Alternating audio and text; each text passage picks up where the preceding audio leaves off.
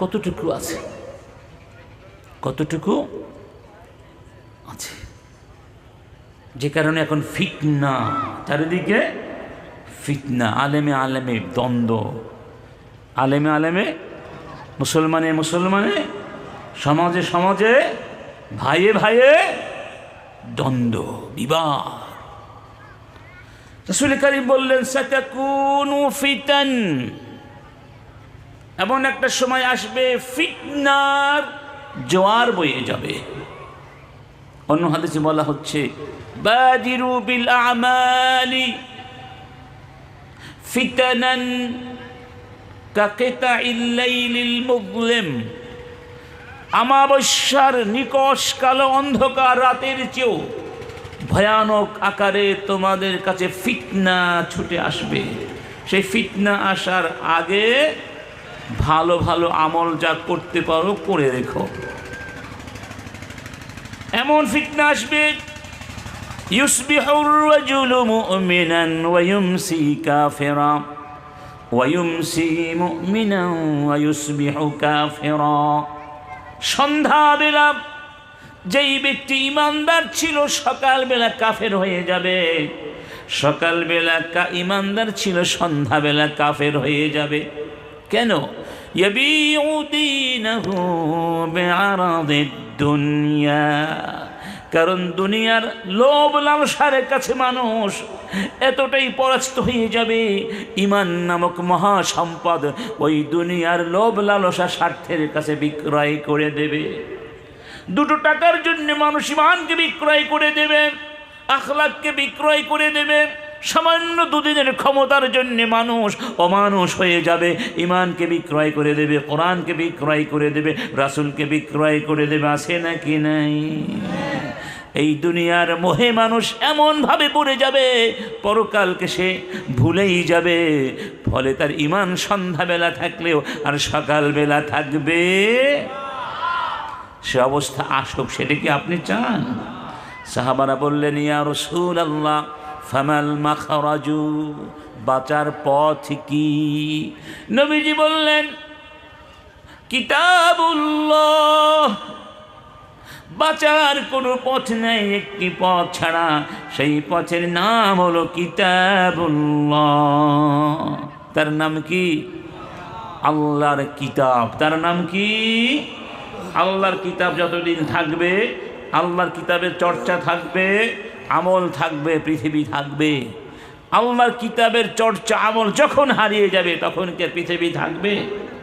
সূরা কমার খুলে দেখুন, সূরা আল কমার।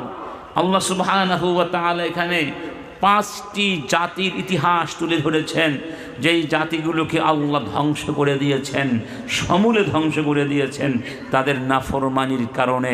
আসমানি কিতাব, আল্লাহর ওহী, নবীর শিক্ষা অমান্য লঙ্ঘন করার কারণে, আল্লাহর সঙ্গে বিয়াদবি করার কারণে। 1 নাম্বার হলো কওমে নূহ। তাদের নাম কি? ওই কওম। ওয়ালাকাদ আরসালনা নূহান ইলা কওমিহি ফালাবিথা ফীহিম আলফা সানাতিন ইল্লা 50 আমা ফাআখাযাহুম তুফান ওয়া হুম যালিমুন। রব্বুল আলামিন বলছেন আমি নূহ নবীকে তার কওমের কাছে পাঠিয়েছিলাম 950 বছর, 950 বছর তিনি দাওয়াত দিয়েছিলেন। কয় বছর? 950 বছর। তারপরেও তারা ঈমান আনে মাত্র কয়েকজন ব্যক্তি ছাড়া। ঈমান, আলহামদুলিল্লাহ বলেন যে আল্লাহ আপনাকে আমাকে ঈমান দান করেছেন, আলহামদুলিল্লাহ। আল্লাহ ঈমান না দিলে ঈমান আপনি আমি আনতে পারতাম কি না আল্লাহ পাকই জানে। যদি মুসলমানের ঘরে না হয়ে কাফেরের ঘরে জন্ম নিতাম, মুমিন হতে পারতাম কি না সন্দেহ আছে নাকি নাই? নূহ নবী কত কৌশল করে দাওয়াত দিলেন। ক্বালা রাব্বি ইন্নী দাআউতুহুম লাইলান ওয়া নাহারা ওয়া ইন্নী কুল্লামা দাআউতুহুম লিতাগফিরা লাহুম জাআলু আসাবি'াহুম ফি آذانهم واستغشوا ثيابهم واستغشوا ثيابهم وأصروا واستكبروا استكبارا ثم إني دعوتهم جهارا ثم إني أعلنت لهم وأسررت لهم إسرارا الله কত কৌশল করেছি, দিনে রাতে গোপনে প্রকাশ্যে কত দাওয়াত দিয়েছি, ওরা দাওয়াত গ্রহণ করে। শেষ পর্যন্ত তারা নূহ নবীর বিরুদ্ধে চক্রান্ত করলো। তিনি দোয়া করলেন আল্লাহর কাছে। তারা বলল মাজনুন ওয়াজদুজর, বলেন রব্বি আন্নী মাগলুবুন ফান্তাসির, হে রব তুমি ছাড়া আমার কেউ নেই, আমাকে সাহায্য করো। সুবহানাল্লাহ। সাহায্য চাইলেন কার কাছে? ফাফাতাহনা আবওয়াবাস সামাই বিমাইন মুনহামির وفجرنا الأرض عيونا فالتقى الماء على أمر قد قدر। আল্লাহ পাক প্লাবন সৃষ্টি করে দিলেন, সেই প্লাবনে সব জাতিকে সবাইকে ধ্বংস করে দিলেন। এরপরে আল্লাহ বলছেন ওয়ালাকাদ ইয়াসসারনাল কুরআনা লিযিকরি ফাহাল মিন মুদ্দাকির, আমি কোরআনকে সহজ করে দিয়েছি যাতে করে তোমরা কোরআন সহজে পড়তে পারো, বুঝতে পারো, জানতে পারো, মানতে পারো। কেউ কি আছো আমার কোরআনকে পড়বে, মুখস্থ করবে, জানবে, মানবে? কি সুন্দর করে ডাক দিয়ে বলছেন। একবার বললেন, এরপরে আনলেন কওমে আদ, আদ জাতির নাফরমানির কাহিনী তুলে ধরলেন। কাযযাবাত আদুন ফাকাইফা কানা আযাবি ওয়া নুযুর। এরপরে গিয়ে বলছেন ওয়ালাকাদ ইয়াসসারনাল কুরআনা লিযিকরি ফাহাল মিন মুদ্দাকির, আমি কোরআনকে সহজ করে দিয়েছি, কেউ কি আছো আমার কোরআন মানবে, কোরআন পড়বে, বুঝবে? কয়বার হলো? এরপরে আলোচনা করলেন কাদের কথা? সামুদ জাতির কথা। কাযযাবাত সামুদু বিন-নুযুর ফাকালু আবাশারাম মিন্না ওয়াহিদান নাত্তাবিউ ইন্না ইযাল লাফি যালালিন ওয়া সুউর। তাদের কাহিনী বললেন। সামুদ জাতিকে কিভাবে ধ্বংস করে দিলেন ইতিহাস তুলে ধরে তারপরে বলছেন ওয়ালাকাদ ইয়াসসারনাল কুরআনা লিযিকরি ফাহাল মিন মুদ্দাকির, আমি কোরআনকে সহজ করেছি, কেউ কি আছো আমার কোরআন মানবে? সুবহানাল্লাহ। কয়বার হলো? এরপর আবার কওমে লূত, তাদের কাহিনী তুলে ধরলেন, তাদের ধ্বংসের ইতিহাস তুলে ধরলেন। তারপরে বললেন ওয়ালাকাদ ইয়াসসারনাল কুরআনা লিযিকরি ফাহাল মিন মুদ্দাকির। এরপরে আলোচনা করলেন কওমে ফিরআউনের কথা। এই যে জাতিগোষ্ঠীগুলোর কথা আল্লাহ তুলে ধরলেন এবং ফাঁকে ফাঁকে একটা কথা চারবার বললেন, আমি কোরআনকে সহজ করেছি, কেউ কি আছো কোরআন পড়বে? কেন কেন আল্লাহ কাজটা করলেন? খুব সহজ, এটা বুঝতে অনেক বড় গবেষক হওয়া দরকার নেই। আল্লাহ পাক আমাদেরকে সাবধান করে দিয়েছেন, তোমাদের পরিণামও কিন্তু তাদের মতো হবে, আদের মতো হবে, সামুদের মতো হবে, কওমে নূহের মতো হবে, কওমে লূতের মতো হবে, কওমে ফিরআউনের মতো হবে, যদি তোমরা আমার কোরআনকে এখনো শক্ত করে না ধরো। ঠিক না ঠিক? এই জন্যই রাসূল বলছেন কিতাবুল্লাহ, আল্লাহর কিতাব ছাড়া বাঁচার কোনো পথ নাই। এখন যদি বাতিগুলো বন্ধ হয়ে যায়, এই জায়গাটা অন্ধকারে হারিয়ে যাবে না? কিছু দেখা যাবে? এখন এই বাতিগুলো, এই আলোটা কোন জায়গা থেকে আসছে? এই ভিতর থেকে না বিদ্যুৎ উৎপাদন কেন্দ্র থেকে? ঠিক না? তো ওই কেন্দ্রের সাথে কেবল যদি কেটে দেওয়া হয়, আলো জ্বলবে? তাহলে এখানে আলো পেতে হলে ওই কেন্দ্রের সঙ্গে এর সম্পর্ক, কানেকশন থাকতেই হবে। কানেকশন বিচ্ছিন্ন হয়ে গেলে আলো থাকবে? তাহলে আপনার আমার জীবনের আলো জ্বলবে কিভাবে? এই জীবন যিনি দিয়েছেন তার সঙ্গে যদি আপনার কানেকশন না থাকে, আপনার আমার জীবনে আলো আসবে কিভাবে? আল্লাহু নূরুস সামাওয়াতি ওয়াল আরদ মাসালু নূরিহি কামিশকাতিন ফিহা মিসবাহ। এরপরে বলছেন নূরুন আলা নূর, আলোর উপরে আলো। একটা হলো নূরুল ফিতরা আর একটা নূরুল ওয়াহি। নূরুল, মানুষের ভেতরে ফিতরা দিয়েছেন, এই ফিতরাতের মধ্যে ঈমান আছে, এটা আলো।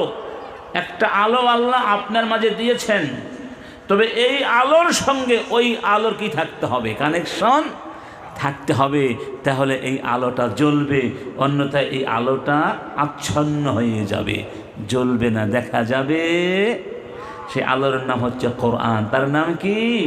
রাসূল কারীম বলছেন হুয়া ফীহি নাবাউ মা ক্বাবলাকুম ওয়া খাবারু মা বা'দাকুম। এই কোরআনের মধ্যে তোমাদের আগে যারা পৃথিবীতে এসেছিলেন তাদের সমস্ত সংবাদ এখানে আছে। সুবহানাল্লাহ। ইতিহাসের সবচেয়ে নির্ভরযোগ্য কিতাবের নাম হচ্ছে কোরআন। মানুষের লেখা ইতিহাসের মধ্যে অনেক ভুল ত্রুটি আছে, আছে না?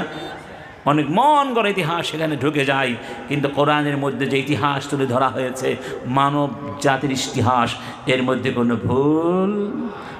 ভুল শুধু অতীতের কথাই বলা হয় নাই। ওয়া খাবারু মা বা'দাকুম, তোমাদের পরে কি হবে সে কথাও কোরআনে আছে। সুবহানাল্লাহ। কিয়ামত পর্যন্ত কি হবে, কিয়ামতের পরে কি হবে, সব মৌলিক তথ্য সংবাদ কোরআনে নাই। কি বলেন নাই? কোরআন যদি আপনাকে আমাকে মৃত্যু পরবর্তী জীবনের সংবাদ না দিত, হাসর নাসরের সংবাদ না দিত, কোথায় আপনি পেতেন? পাওয়ার কোনো উৎস আছে? কোনো উৎস আছে? নেই। মানুষকে আল্লাহ যে ক্ষমতা দিয়েছেন, এই ক্ষমতা দিয়ে সে সব কিছু জানতে পারে। পৃথিবীতে যখন মানব সন্তান আসে, রব্বুল আলামিন বলছেন হাল আতা على الإنسان حين من الدهر لم يكن شيئا مذكورا إنا خلقناه من نطفة أمشاج نبتليه فجعلناه سميعا بصيرا। হে মানুষ, তোমার কোনো অস্তিত্ব ছিল না, কোনো নামও কিছুই তোমার ছিল না।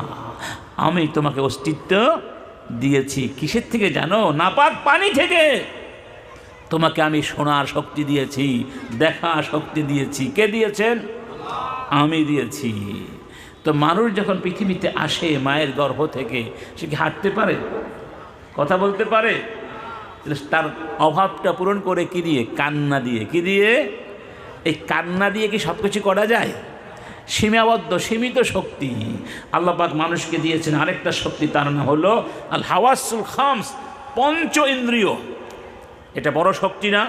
চোখ দিয়ে দেখা, কান দিয়ে শোনা, নাক দিয়ে ঘ্রাণা, জিহ্বা দিয়ে আস্বাদন করা, এই যে শক্তিগুলো আছে এগুলো বড় বড় শক্তি। কিন্তু এই শক্তি কি সব কিছু? এই শক্তিটাও তো সীমিত, ঠিক না? সীমিত না হলে মাইক লাগতো। দূরের মানুষ শোনে না, তাই মাইক ব্যবহার করা হচ্ছে, কারণ শোনার ক্ষমতাটাও সীমিত, দেখার ক্ষমতাটাও সীমিত।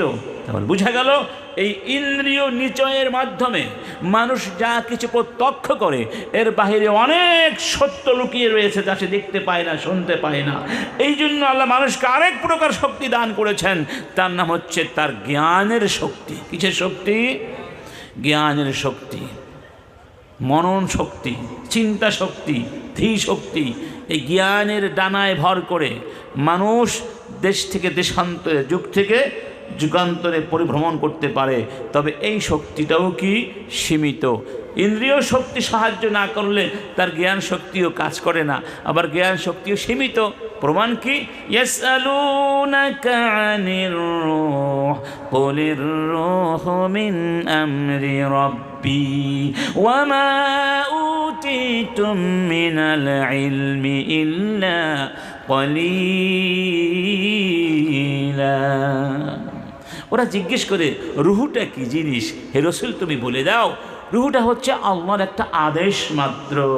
তোমাদেরকে ক্ষুদ্র জ্ঞান দেয়া হয়েছে, ওই স্বল্প জ্ঞান দিয়ে রুহু কি জিনিসটা তোমরা অনুধাবন করতে পারবে?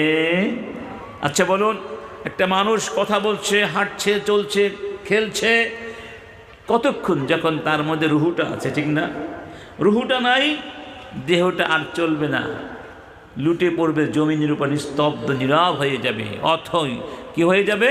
সে কথা বলতে পারবে না, ঠিক না? তাহলে এই দেহটা রুহু থাকলে চলে, রুহু না থাকলে, রুহুটাই তো আমার আপন। আমার আপন কে? সে আমার আপনার আপন, কিন্তু আমি আজ পর্যন্ত সে আপনার আপনকে কোনোদিন দেখতে পারলাম না, জানতে পারলাম সে কি জিনিস কেউ আমরা জানি না। তাহলে বুঝতে পারছেন মানুষের জ্ঞানের পরিধি কতটুকু, বেশি না কম? এই জন্য মানুষ কবরের খবর জানে না, আখিরাতের খবর, অদৃশ্যের খবর। আল্লাহ পাক তাকে দান করলেন ওহির জ্ঞান। কিসের জ্ঞান? ওহির জ্ঞান। কিসের জ্ঞান? ওহির জ্ঞান। সেই জ্ঞানের নাম হলো আল কোরআনুল কারীম। আল কোরআনুল কারীম। অতএব ওহি লাগবে কি লাগবে না? কোরআন ছাড়া কি অন্ধকার দূর করা যাবে? এই কারণে রাসূল বলছেন হুয়াল হুকমু ওয়া হুয়া হুকমু মা বাইনাকুম। এই কোরআন হচ্ছে তোমাদের মধ্যকার সমস্ত কিছুর ফয়সালা। হুয়াল ফাসল ওয়া লাইসা বিল হাজল মান তারাকাহু মিন জাব্বারিন কাসামাহুল্লাহ ওয়া মান ইবতাগাল হুদা ফি গায়রিহি আদাল্লাহুল্লাহ। যেই ব্যক্তি কোরআন ছেড়ে অন্য কোথাও সভ্যতা খুঁজবে, সত্য খুঁজবে, হিদায়াত খুঁজবে, সঠিক পথ খুঁজবে, সমাধান খুঁজবে, সফলতা খুঁজবে, আদাল্লাহুল্লাহ, আল্লাহ তাকে পথভ্রষ্ট করে দেবেন। সে সারা জীবন খুঁজতেই থাকবে, কিন্তু সত্য আর হিদায়াত কোনোদিন খুঁজে পাবে? হিদায়াত তো কোরআনের মধ্যে হুদাল্লিল, হুদাল্লিল না সুদাল্লিল মুত্তাকিন। সুবহানাল্লাহ বলবো না? হুয়াল ফাসল ওয়া লাইসা বিল হাজল। হাজল মানে দুষ্টামি করা, খেলাধুলা করা, ফাজলামি করা। কোরআন কোনো দুষ্টামির জিনিস নয়, কোরআন কোনো ফাজলামি করার জিনিস নয়। ইচ্ছে হলে মানবো, ইচ্ছে হলে মানবো না, এটা আমার ব্যাপার। এইভাবে কোরআনের সঙ্গে আচরণ করা যাবে না। হুয়াল ফাসল, কোরআন যা বলবে সেটাই চূড়ান্ত সিদ্ধান্ত, এর বাইরে কোনো সিদ্ধান্ত হতে পারে? কোরআন যদি বলে সুদ হারাম, আর গোটা পৃথিবীর সবাই মিলে পার্লামেন্টে আইন করে সুদ হালাল, কোনটি মানতে হবে? কোরআনের সিদ্ধান্তের বাহিরে কোনো সিদ্ধান্ত মুমিন মানতে পারে? অতএব তোমরা যারা সুদকে হালাল বানিয়েছ, অনতিবিলম্বে তাওবা করে কোরআনের কাছে ফিরে এসে সুদকে নিষিদ্ধ ঘোষণা করো, নইলে আল্লাহর গজবের থেকে বাঁচতে পারবে? আল্লাহ জিনাকে হারাম করেছেন, ওয়ালা তাকরাবুজ জিনা ইন্নাহু কানা ফাহিশাতান ওয়া সাআ সাবিলা। এর চেয়ে জঘন্য কোনো কাজ হতে পারে না। ব্যভিচার বন্ধ করো। ব্যভিচার তো করতে পারবেই না, তার কাছেও যেতে পারবে না। আজকে ব্যভিচারকে সামাজিকরণ করা হয়েছে। ব্যভিচারীরা রেডিওতে এসে, টেলিভিশনে এসে, পত্রিকায় এসে, ইন্টারনেটে এসে, ইউটিউবে এসে তাদের ব্যভিচারের কাহিনী উল্লেখ করে, এগুলো নিয়ে নাটক করে, এগুলো নিয়ে সমাজকে বিভ্রান্ত করে, অথচ তাদের বিরুদ্ধে কোনো কি নাই, শাস্তির ব্যবস্থা। ব্যভিচারের শাস্তি কে দিয়েছেন? আয-যানিয়াতু ওয়াজ-যানি ফাজলিদু কুল্লা ওয়াহিদিন মিনহুমা মিআতা জালদা ওয়া লা তা'খুযকুম বিহিমা রা'ফা ইন কুনতুম তু'মিনুনা বিল্লাহি ওয়াল ইয়াউমিল আখির ওয়ালিয়াশহাদ আযাবাহুমা তাইফাতুম মিনাল মুমিনিন। 100 আপনাকে হাত দিতে হবে, কোনো দয়া মায়া করা যাবে না যদি ইমানদার হয়ে থাকো, এবং সেই শাস্তি অন্যরা এসে দেখবে, যাতে করে সমাজে এই অপরাধ করার কেউ দুঃসাহস না। যদি আজকে বাংলাদেশে কোরআন ভিত্তিক এই ব্যভিচারের আইন বাস্তবায়িত হতো, তাহলে ওই জাহাঙ্গীরনগরের নারীকে নির্যাতিত হতে হতো না, যাকে যার স্বামীকে বেঁধে রেখে ছাত্রগুলো রাতভর স্ত্রীকে নির্যাতন করেছে। এরকম দৃশ্য কি এখন একটা না অনেক? ওরা নারীবাদীরা গান গায়, পুরুষতান্ত্রিক সমাজ চাই না। আরে এখন তো বাংলাদেশকে পুরুষতান্ত্রিক বলা যায় না, এখানে স্পিকার নারী, প্রধানমন্ত্রী নারী, তারপরেও কেন নারীরা দিনের পরে দিন ধর্ষিতা হচ্ছে? এর কারণ তো একটাই, ওরা নানা ধরনের আজে বাজে শব্দ আবিষ্কার করেছে বিভ্রান্ত করার জন্য। এই সব বিভ্রান্তি দূর করে দাও। এক কথায় কোরআন দিয়ে সমাজকে একটু চালিয়ে দেখো না, এই সমাজ কোথায় চলে যায়। এই আমাদের প্রচার মাধ্যমগুলো, এই তো সেই দিন কিছুদিন আগেও আফগানিস্তানের তালেবানদেরকে নিয়ে টিটকারি করতো, টিটকারি। আমাদেরকে রাস্তাঘাটে তালেবান বলে বহু লোক গালিও দিয়েছে, আমাকেও দিয়েছে। স্বর্ণ ইতিহাস। আর আজকে সেই টেলিভিশন বলে কি আফগানিস্তান, আজকেই দেখলাম এটিএন রিপোর্ট করছে আফগানিস্তানকে নিয়ে। আফগানিস্তান এর আগে কি উৎপাদন করলো? ডালিম। এখন আবার তুলা উৎপাদনে, তুলা সারা পৃথিবীর মধ্যে 14 নম্বরে চলে গেছে, কল্পনার বাহিরে। এবং এই রিপোর্টার বলেছে ইসলামের অনুশাসন মেনে দুর্নীতিমুক্ত সমাজ চালালে সেখানে যে বরকত নেমে আসে, আফগানিস্তান তার প্রমাণ। আর এই রিপোর্টাররা সেদিন কি বলেছিল কিছুদিন আগে? তালেবান বলে গালি দিয়েছিল।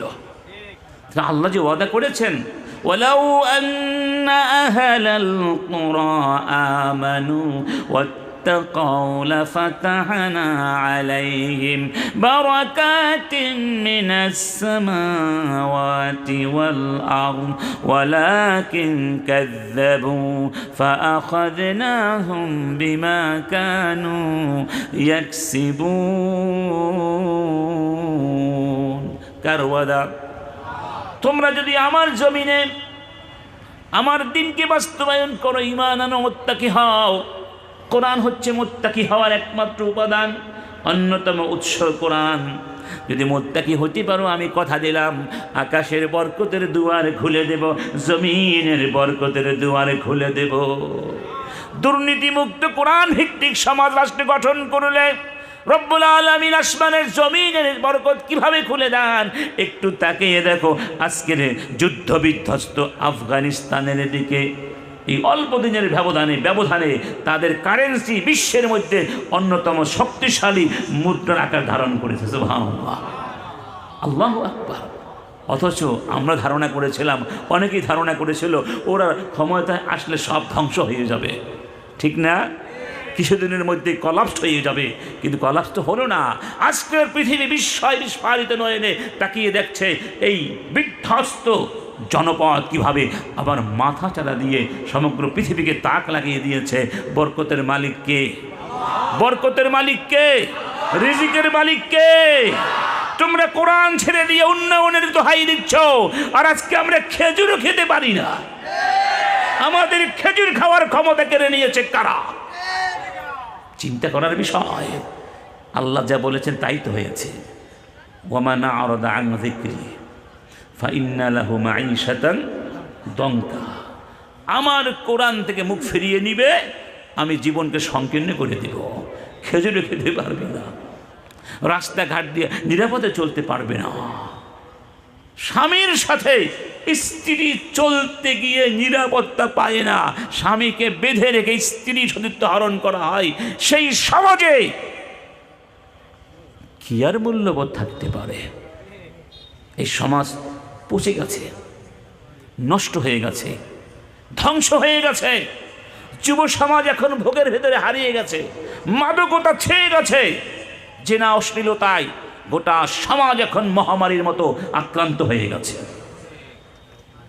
বিশ্বাস করুন আর নাই করুন, ঠিক বলুন আর নাই বলুন, এটা প্রত্যেকে অনুভব করতে পারছেন না? এটার নাম কি? এই মোবাইলে হাজার হাজার মুসলিম মেয়েরা টিকটক করতে গিয়ে নিজের সতীত্ব, ভদ্রতা, সভ্যতা, শালীনতা, লজ্জা সব ধ্বংস করে দিয়েছে টাকার জন্য। কি জন্য? টাকা, ফলোয়ার, টাকা টাকা টাকা। টাকার জন্য যুবক যুবতীরা কি না করছে এখন। সব সভ্যতা মূল্যবোধকে দলিত মথিত করে পা দিয়ে লাথি মেরে ধ্বংস করে চলে যাচ্ছে। ইন্না লিল্লাহি। বাবা ডাক্তার, 4 ছেলে আমেরিকায় থাকে, 2জন PhD।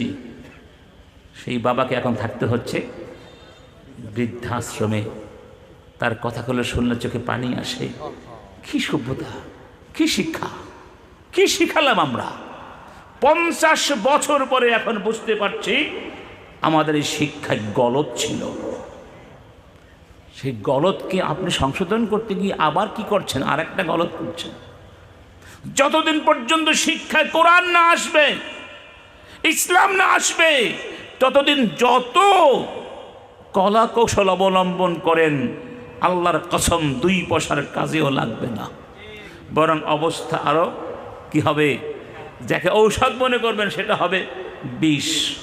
এই জন্য আল্লাহ পাক বলে দিয়েছেন, ওয়ানুনাজ্জিলু মিনাল কুরআনি মা হুয়া শিফাউন ওয়া রাহমাতুল লিল মুমিনিন। এই কোরআনের মধ্যে এমন শিক্ষা, এমন উপাদান, এমন কিছু আমি রেখেছি, সেগুলো মুমিনদের জন্য শিফা এবং রহমত। শিফা এবং শুধু দেহের রোগের শিফা নয়, মনের রোগের শিফা, সমাজের রোগের শিফা, অর্থনৈতিক সমস্যার শিফা, রাজনৈতিক সমস্যার শিফা। ঠিক না ঠিক? সমস্ত সমস্যার শিফা, সমাধান হলো আল কোরআনুল কারীম। সেই কোরআন কি আমাদের কাছে আগের মতো আছে না চেঞ্জ হয়ে গেছে? সেরকমই আছে। তো সেই কোরআন দিয়ে রসুল বিশ্ববিখ্যাত। সেই কোরআন দিয়ে রসুল রাষ্ট্র গঠন করে, সেই রাষ্ট্র পরিচালনা করে বিশ্বকে দেখিয়ে দিলেন। সেই কোরআন দিয়ে রাসূল একটি অসভ্য জাতিকে পৃথিবীর শ্রেষ্ঠ জাতিতে রূপান্তরিত করলেন। সাহাবীদের প্রজন্ম সেই কোরআন যদি থেকেই থাকে, তাহলে আজকের এই প্রজন্ম কেন পথহারা হয়ে যাচ্ছে? আর ইউরোপের অসভ্য নারী পুরুষের মতো একসাথে গান বাজনা করে দোল খাচ্ছে, নৃত্য তালে দুলছে, লজ্জা শরম সব কিছু দলিত মথিত করে তারা এক নতুন খিম্বুত কিমাকার সভ্যতার পানে ছুটে যাচ্ছে। আল্লাহ পাক আমাদেরকে জন্য বলছেন, ইনতালিকু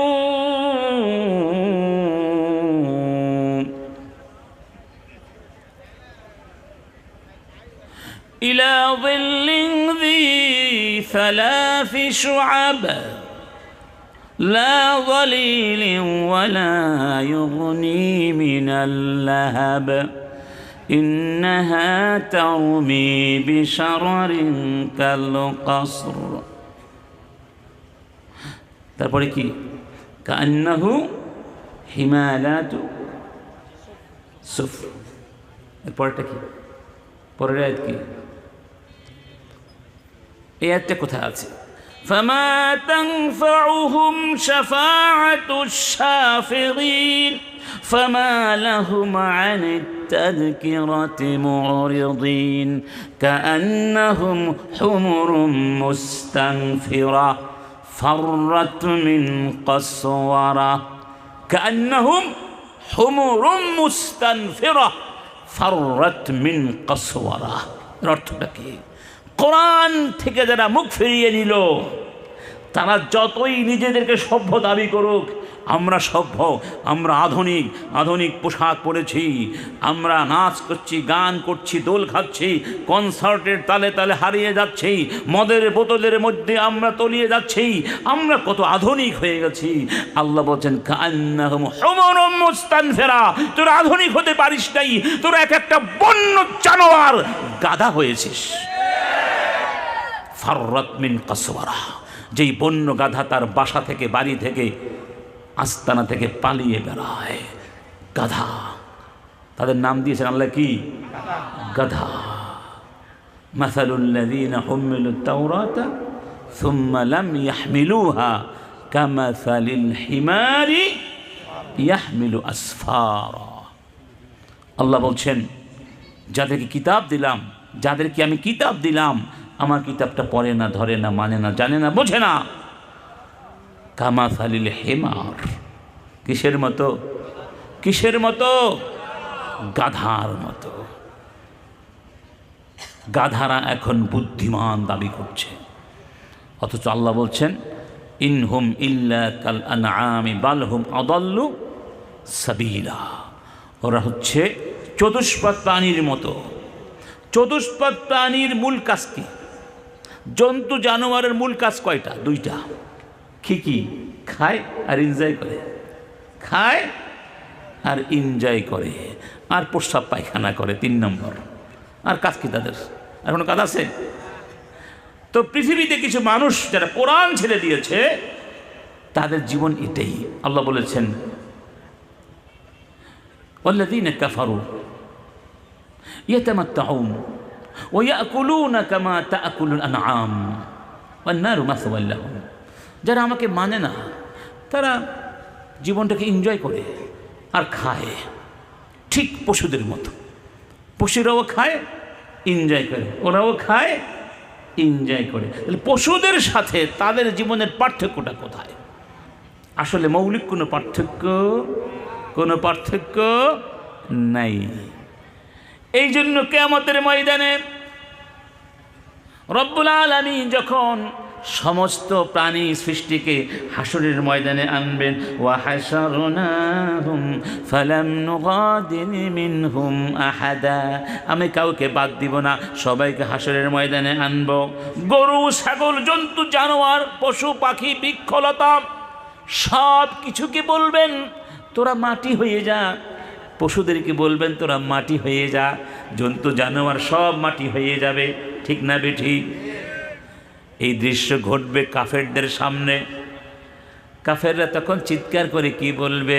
ইয়া লাইতানি কুনতু তুরাবা, সর্বনাশ হয়ে গেছে, কেন আমরা আজকে মাটি হতে পারলাম না।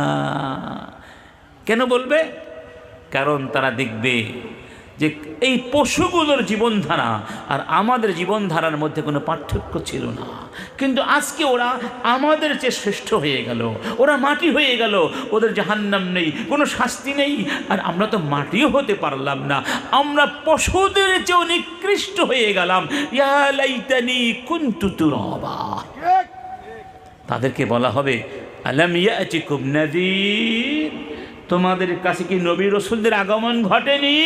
কালু বালা ক্বাদ জাআনা নাযীর ফাকাযযাবনা ওয়া কুলনা মা নাযালাল্লাহু মিন শাইইন আনতুম ইল্লা ফি দালালিন কাবীর ফা'তারাফু বিযামবিহিম ওয়া ক্বালু লাউ কুন্না নাসমা'ু أو نعقل ما كنا في أصحاب السعير فاعترفوا بذنبهم فسحقا لأصحاب السعير। তারা বলবে আমাদের কাছে সতর্ককারীগণ এসেছিলেন, নবীর এসেছিলেন, আল্লাহর কিতাব এসেছিল, কিন্তু আমরা মিথ্যে প্রতিপন্ন করেছিলাম, বিশ্বাস করি নাই। আমরা বলেছিলাম তোমরা জঙ্গি, তোমরা মৌলবাদী, তোমরা মিথ্যাবাদী, তোমরা সন্ত্রাসী, তোমরা পথভ্রষ্ট। বলে না? এটা বলে। কোরআনের কথা বললে, দাড়ি দেখলে, টুপি দেখলে ওরা বলে মৌলবাদী একটা যায়। আছে নাকি নাই? উগ্রবাদীও বলে।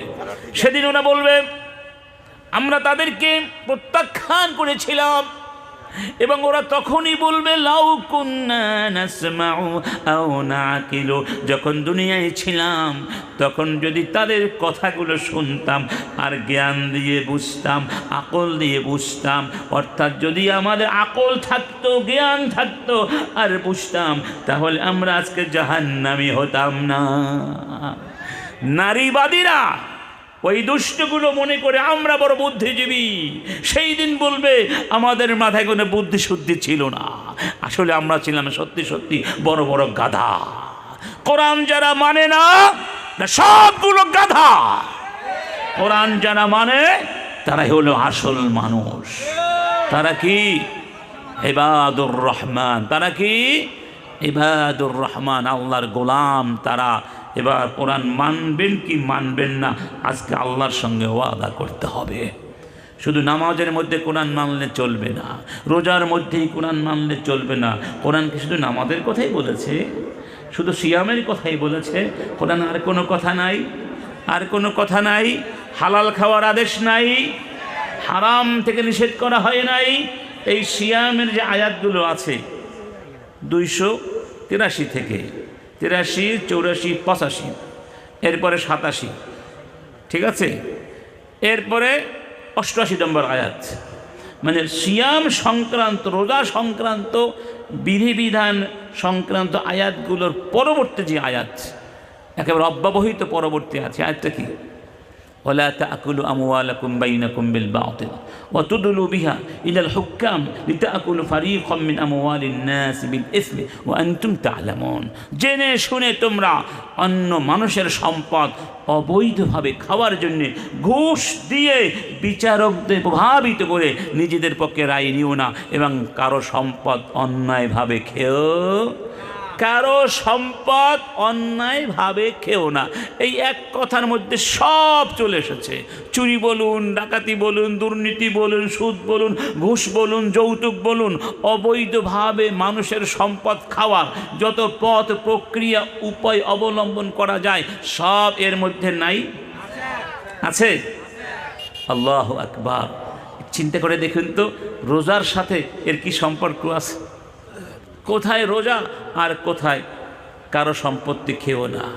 সম্পর্ক আছে। কি সম্পর্ক আছে? সিয়াম আল্লাহ কেন ফরজ করেছেন? মুত্তাকি বানাবার জন্য। কি বানাবার জন্য? আল্লাহকে যেন আমরা সব কাজে ভয় করে চলি, আল্লাহর বিধানগুলো মানি, নিষেধাজ্ঞাগুলো বর্জন করে চলি। এটাই তো তাকওয়া, ঠিক না?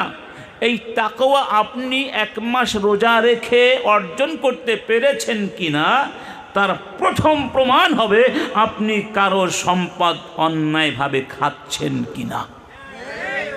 সুবহানাল্লাহ। প্রথম প্রমাণ নামাজ বলা হয়নি এখানে।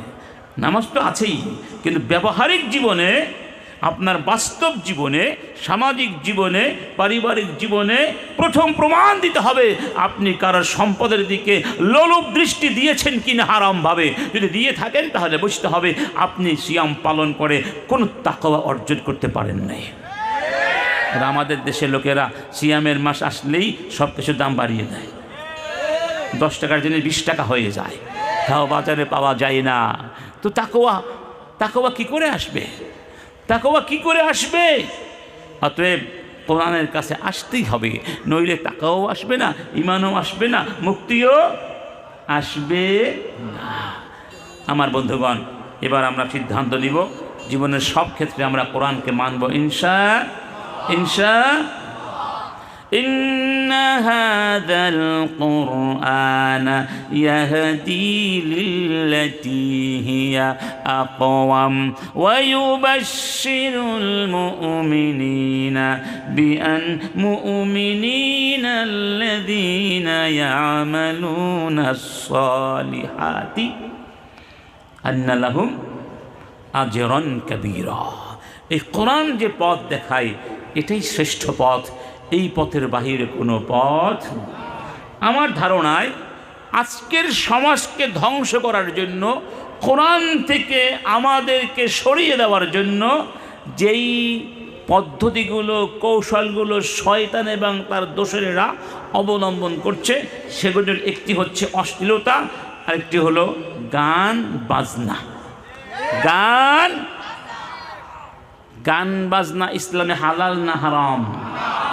যেই গানের মধ্যে অশ্লীল কথা, যেই গানের মধ্যে অশ্লীল ধারণা, যেই গানের কথাগুলো মানুষের মধ্যে কোনো সুন্দর চিন্তা জাগ্রত করে না, কোনো নৈতিক মূল্যবোধ বৃদ্ধি করে না, সেই গান হালাল না হারাম?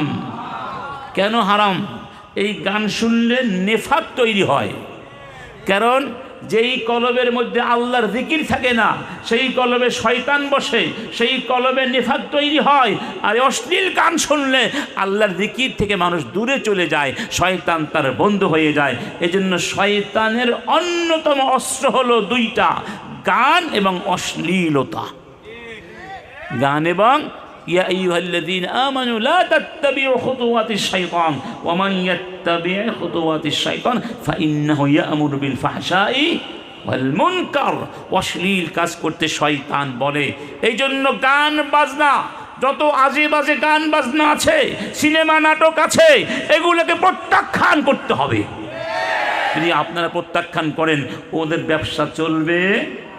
ওদের ব্যবসা আপনারা ফেসবুকে, রেডিওতে, টেলিভিশনে ওদের সমস্ত নগ্ন অনুষ্ঠানগুলোকে বর্জন করলে ওদের ব্যবসা মাঠে মারা যাবে।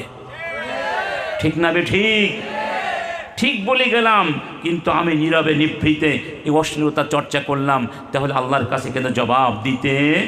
রাসূল কারীম বলেছেন, আমার উম্মতের মধ্য থেকে এমন কিছু লোক আসবে, লা ইয়াকুনান্না মিন উম্মতি আকওয়ামুন ইয়াস্তাহিল্লুনাল হিররা ওয়াল হারিরা ওয়াল মাআজির ওয়াল খামরা ওয়াল মাআজির। আমার উম্মতের মধ্য থেকে কিছু লোক আসবে যারা এই চারটা হারাম কাজকে হালাল মনে করবে। একটা হলো গান, বাজনা, মদ এবং ব্যভিচার।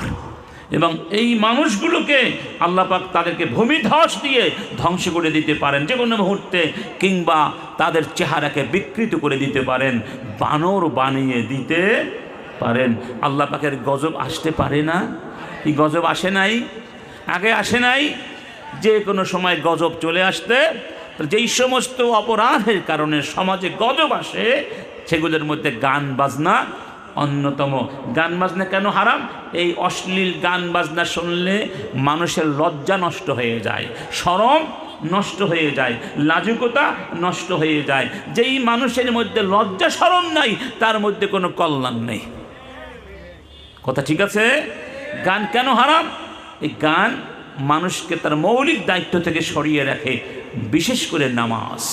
ফাখালাফা মিন বা'দিহিম খালফুন আদাউস সালাতা ওয়াত্তাবাউশ শাহাওয়াত। গান বাজনা যারা করে তারা নামাজ পড়তে আসে না। তাহলে গান বাজনা নামাজ থেকে সরিয়ে রাখলো, কোরআন থেকে সরিয়ে রাখলো, বাবা মার প্রতি দায়িত্ব পালন থেকে সরিয়ে রাখলো, ভালো ভালো কাজ করা থেকে দূর করে দিল। গান বাজনা আছে যেখানে, মদ থাকবে সেখানে।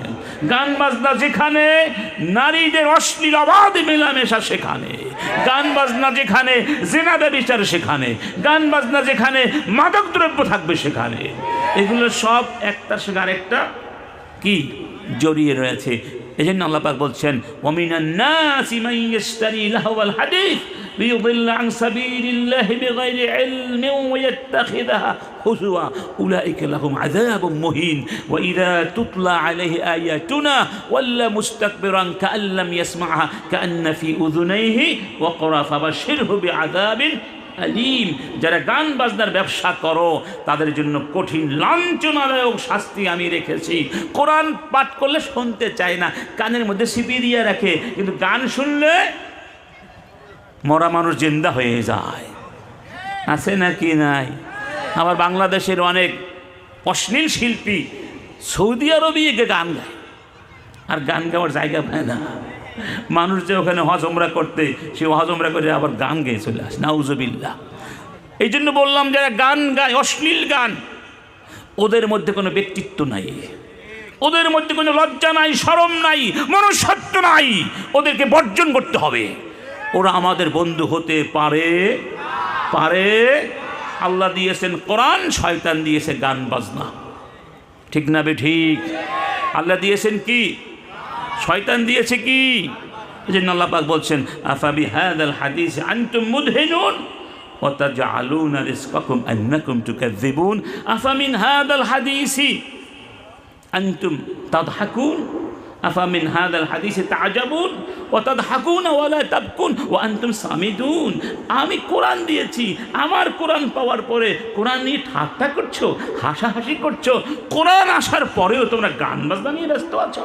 ওয়া আনতুম সামিদুন, ওয়াস্তাফজিজ মান ইসতাতা'তা মিনহুম বিসাউতিক ওয়া আজলিব আলাইহিম বিখাইলিকা ওয়া রাজিলিক ওয়া শারিকহুম ফিল আমওয়ালি ওয়াল আওলাদ ওয়াইদহুম ওয়া মা ইয়াইদহুমুশ শাইতানু ইল্লা গুরুর। আল্লাহ পাক শয়তানকে বলেছেন, যা তুই যদি পারিস আমার বান্দাদেরকে গান বাজনা দিয়ে পথভ্রষ্ট কর, দেখি তুই পারিস কিনা। আল্লাহু আকবার। আমার যারা বান্দা, ইল্লা ইবাদাকা মিনহুমুল মুখলাসিন ইন্নাহু লাইসা লাহু সুলতানুন আলাল্লাযিনা আমানু ওয়া আলা রাব্বিহিম ইয়াতাওয়াক্কালুন। আমার যারা গোলাম হবে, শয়তান তুই কিছুই করতে পারবি না তাদেরকে। যদি পারিস যা, তুই তোর কণ্ঠ দিয়ে, তোর গান বাজনা দিয়ে আমার বান্দাদেরকে দেখি কি করতে পারিস। ওয়াস্তাফজিজ মান ইসতাতা'তা মিনহুম। তাহলে বোঝা গেল শয়তানকে আল্লাহ পাক এই ক্ষমতা কেন দিয়েছেন? মানুষকে পরীক্ষা করার জন্য। শয়তান আমাদের বন্ধু না দুশ্মন না শত্রু? বন্ধু না দুশ্মন? ইন্নাশ শাইতানা লাকুম আদু ফাত্তাখিযুহু আদুওয়া ইন্নামা ইয়াদউ হিজবাহু লিয়াকুনু মিন আসহাবিস সাঈর। শয়তান তোমাদেরকে নিয়ে একসাথে জাহান্নামে যেতে চায়, আর আমার নবী, আমার কোরআনের ধারক বাহকেরা তোমাদেরকে নিয়ে জান্নাতে যেতে চায়। এত কথা আলেমরা কেন বলেন ভাই? একসাথে আমরা কোথায় যেতে চাই? একসাথে কোথায় যেতে চাই? জান্নাতে। আলা খিল্লাহু ইয়াওমাইযিন বা'দুহুম লিবা'দিন আদু ইল্লাল মুত্তাকিন। সেই দিন মুত্তাকিন ছাড়া আর কোনো বন্ধু থাকবে? মুত্তাকিনদের বন্ধুত্ব কিয়ামতের ময়দানেও কাজে লাগবে। সুবহানাল্লাহ। তুই বলি সুবহানাল্লাহ। সেই দিন ভাই ভাইয়ের পরিচয় দিবে না, বন্ধু বন্ধুর পরিচয় দিবে না। লান তানফাকুম আরহামুকুম ওয়ালা আওলাদুকুম ইয়াউমাল কিয়ামাতি ইয়াফসিলু বাইনাকুম। সেই দিন সমস্ত সম্পর্ক ছিন্ন করে দেওয়া হবে, তবে তাকওয়া ভিত্তিক বন্ধুত্ব সেই দিন থাকবে। আসুন আমরা এই কোরআনের আলোকে তাকওয়া ভিত্তিক ভ্রাতৃত্ব বন্ধুত্ব করে এই সমাজকে আরও সুসংহত করি। আমাদের পারস্পরিক দ্বন্দ্ব বিবাদগুলো ভুলে যাই, ভাই ভাই হয়ে বাঁচার চেষ্টা করি। আমরা আমাদের শত্রু না হই, তাহলে আমরা দুর্বল হয়ে যাব, আমাদের বিজয় আসবে না। কোরআনের বিজয় সাধন করতে হলে ঐক্যবদ্ধ হতে হবে, কোরআনকে বুঝতে হবে, কোরআনকে মানতে হবে, কোরআনকে ভালোবাসতে হবে, জীবন সমাজকে কোরআনময় করে গড়ে তুলতে হবে। বিশেষ করে আমাদের প্রজন্মের ভেতরে কোরআনের নূরকে ছড়িয়ে দিতে হবে। কু আনফুসাকুম ওয়া আহলিকুম নারা। আলহামদুলিল্লাহ, এখন সচেতন অভিভাবকরা প্রাইমারিতে না পড়িয়ে বাচ্চাদেরকে নুরানি মাদ্রাসায় ভর্তি করে দিয়েছে, কারণ তারা জানে যেখানে কোরআনের শিক্ষা নাই, সেই শিক্ষা শিক্ষিত হয়ে ওরা পাজি হবে, বদমাশ হবে, দুর্নীতিবাজ হবে, ধর্ষক হবে। ওই শিক্ষা আমার দরকার নাই। আমার সেই শিক্ষা দরকার, আমি মরে গেলে যেন অন্তত আমার কবরের পাশে দাঁড়িয়ে একটু দোয়া করতে পারে আমার বাচ্চাটা, যেন দুর্নীতিবাজ না হয়, সুদখোর না হয়, ঘুষখোর না হয়। এই জন্য এখন স্কুল কলেজে ছাত্র কমে যাচ্ছে, ওদের মাথা খারাপ হয়ে গেছে। মাথা কি হয়ে গেছে? তোমরা কি দেখেছ?